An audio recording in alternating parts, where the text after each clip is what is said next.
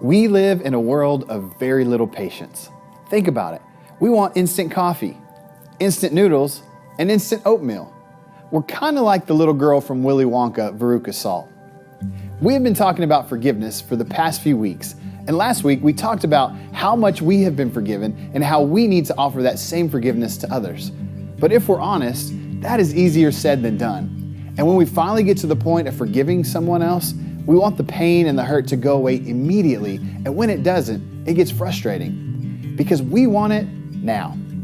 But what if it's not supposed to be an instant thing? What if it's a process? Matthew 18 says, "Then Peter came to Jesus and asked, 'Lord, how many times shall I forgive my brother or sister who sins against me? Up to 7 times?'" 7 times seems like a strange number, but there's a reason why Peter asked it. Jewish tradition was to forgive someone 3 times, and that's what was required. Peter was saying, "I'll take your 3 and raise you 4. But instead of praise, Jesus had a different response.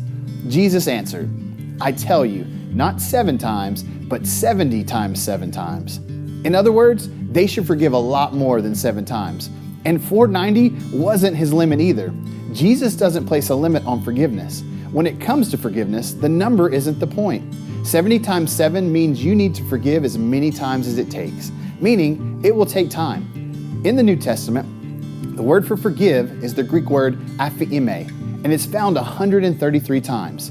But that one word is translated into different things. For instance, to send away, to leave, to omit, to permit, to let go, give up a debt, forgive. It's interesting because in every definition, it is a verb, an action, which tells us forgiveness is an action. It requires a movement, an action, something you have to do, a step in the process. And what process is that? It's the first step in the process of healing. See, forgiveness is not condoning. Like the definition says, it's letting go. It's letting go of the anger. It's letting go of the bitterness. It's letting go of the hate that we keep in our heart when someone does us wrong. It's a process and it takes time. There's no easy fix. So what steps can we take to help you in the process when someone does something that is hurtful? Try this. Pause, ponder, pray. Pause in that moment of hurt and anger before you say anything. Because when you're angry, wisdom goes out the window. Ponder. Think about the situation fully. Think about the forgiveness given to us through Jesus, even though we didn't deserve it.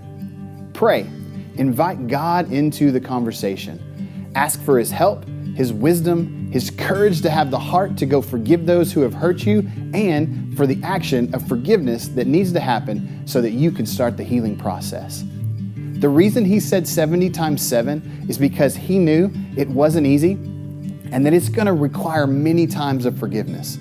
So as you head out to Life Group, I want you to ask yourself this: who do you need to forgive today?